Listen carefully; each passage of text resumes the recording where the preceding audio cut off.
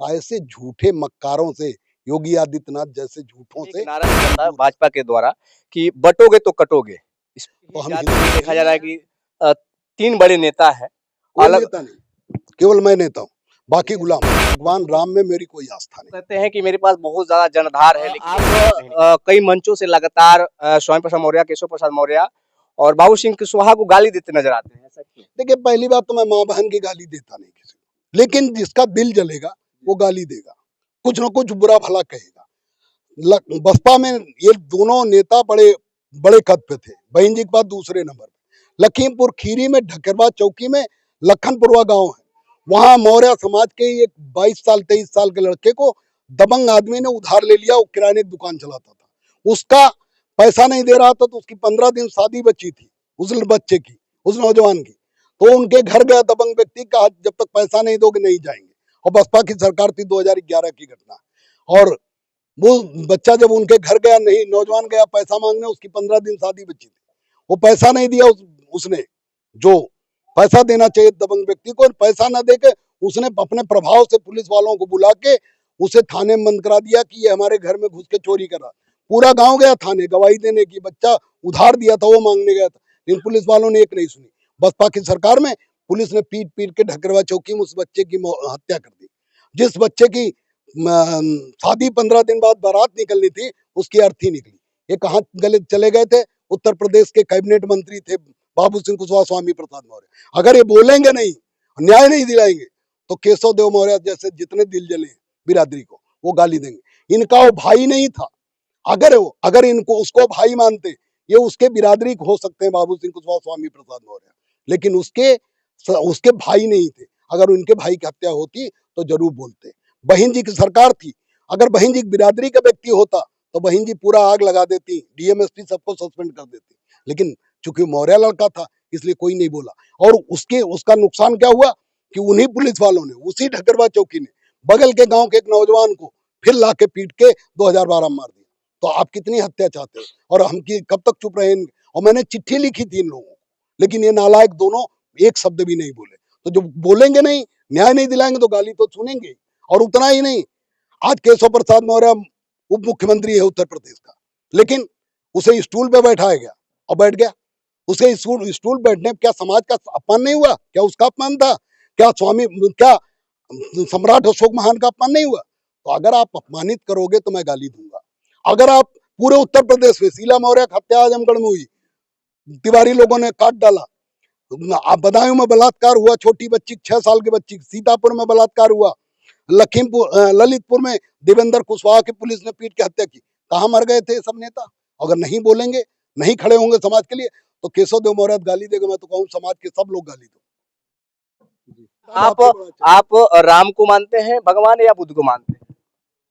देखिए, भगवान राम में मेरी कोई आस्था नहीं, लेकिन मैं उनका अपमान नहीं करता। मैं किसी देवी देवता का, किसी का अपमान नहीं करता, क्योंकि उसको भी करोड़ों लोग मान रहे हैं। जो लोग उन्हें मान रहे हैं, उनको अपमानित करने का कोई अधिकार मुझे नहीं। लेकिन मैं भगवान बुद्ध का वंशज हूँ और मैं बुद्धिस्ट व्यक्ति हूँ। मैं खुले तौर पे बुद्ध को मानता हूँ, बाबा साहब को मानता हूँ। महात्मा ज्योतिबा फूले का भी नारा लग रहा था, आपको सुनना चाहिए था। आप कहते हैं कि मेरे पास बहुत ज्यादा जनधार है, लेकिन एक भी सीट नहीं निकाल पाते। आपको पता नहीं है, सपा भाजपा वाले परेशान है।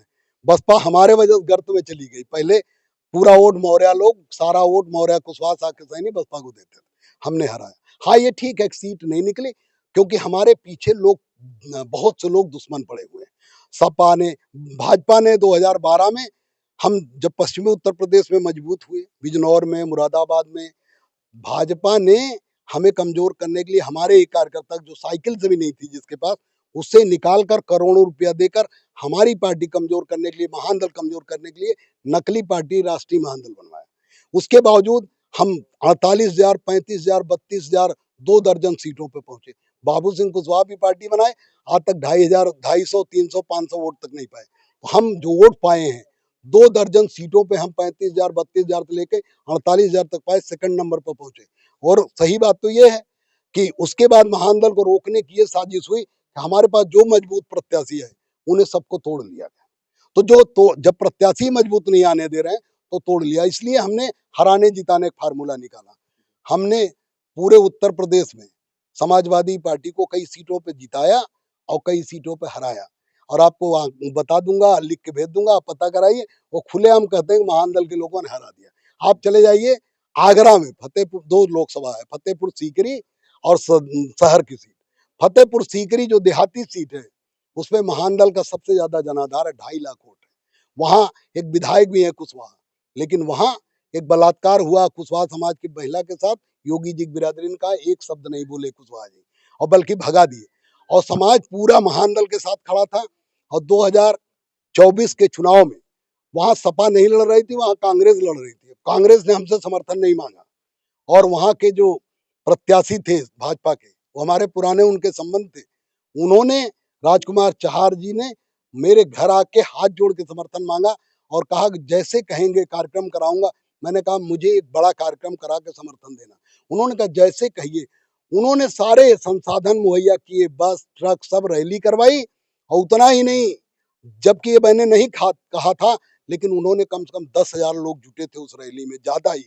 उन सबको खाना खिलाया, और बेहतरीन खाना खिलाया। और समाज ने, आप वहां अगर आगरा में चले जाए, फतेहपुर सीकरी में, तो किसी मार्केट में चले जाए, पूछ लें कि 5 दिन पहले तक चुनाव के कौन जीत रहा था, तो हर आदमी कहेगा कांग्रेस जीत रही थी, कोई सिकरवार थे वो जीत रहे थे।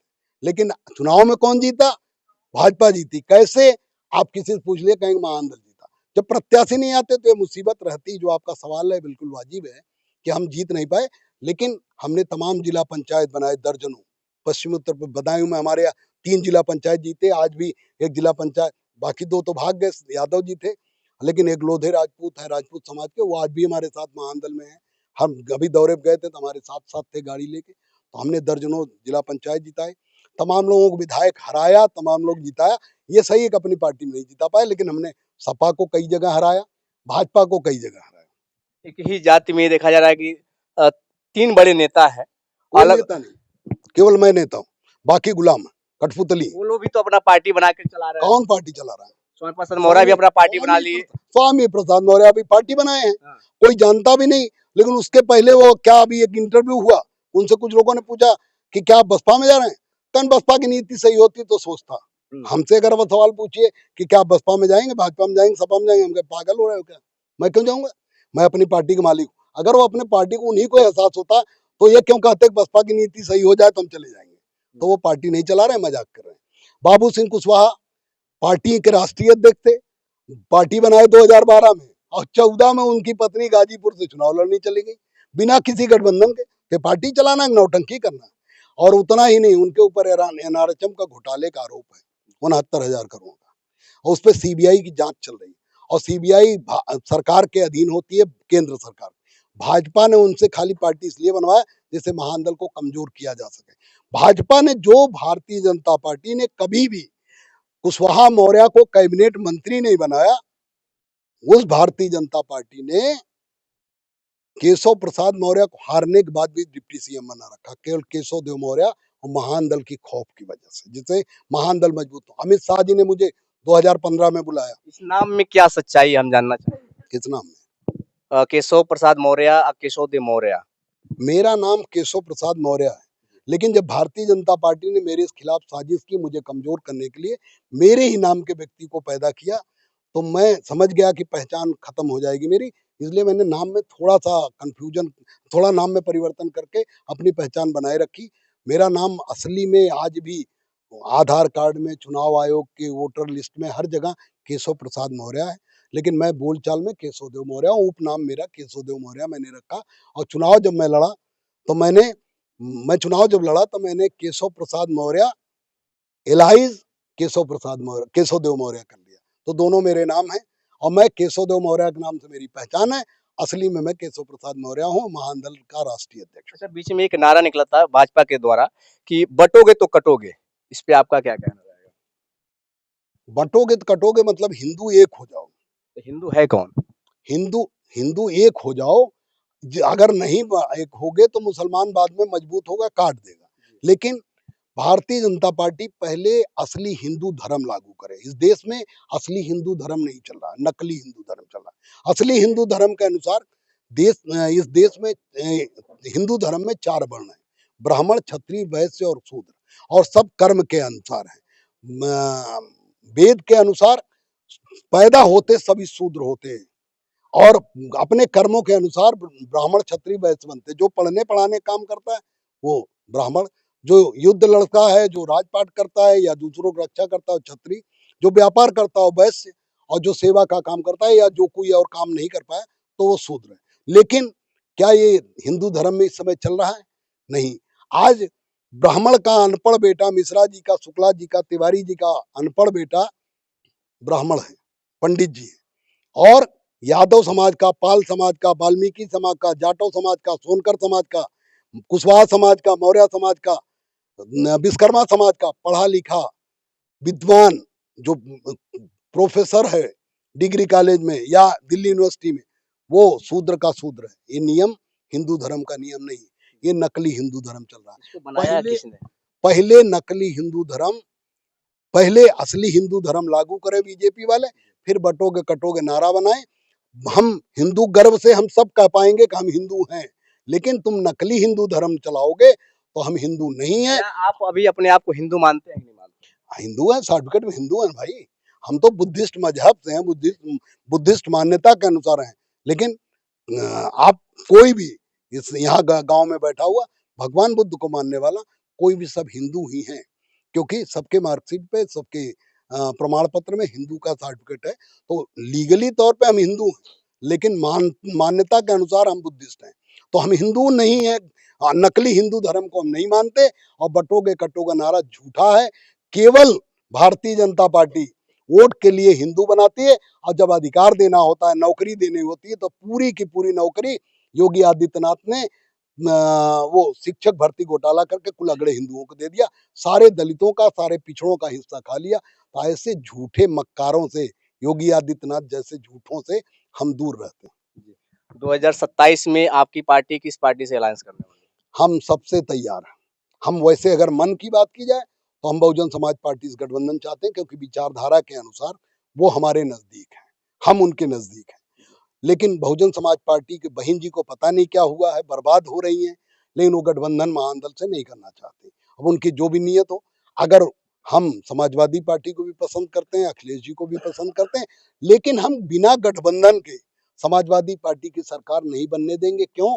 क्योंकि जब समाजवादी पार्टी मजबूत होगी तो उनके समाज को अन्याय अत्याचार से रोकने के लिए कोई ताकत हमारे पास नहीं रहेगी। लेकिन अगर गठबंधन में मैं उनके साथ होऊंगा, मैं उनके बराबरी में नेता होऊंगा, तो उनके समाज के लोग वैसे ही हमारे लोगों के साथ अन्याय नहीं करेंगे। तो हम गठबंधन में उनको सरकार बनवा सकते हैं। गठबंधन नहीं हुआ तो उन्हें हराने का काम करेंगे। बहुत बहुत धन्यवाद। महादल जिंदाबाद, जिंदाबाद जिंदाबाद जिंदाबाद, जिंदाबाद जिंदाबाद। ये रहे महान दल के राष्ट्रीय अध्यक्ष। अब इनकी बातों से आप कितने सहमत हैं कमेंट करके जरूर बताइएगा। वीडियो अच्छा लगा हो तो वीडियो को ज्यादा से ज्यादा शेयर कीजिएगा। फिर मिलते हैं अगले वीडियो में, तब तक के लिए धन्यवाद। जय हिंद।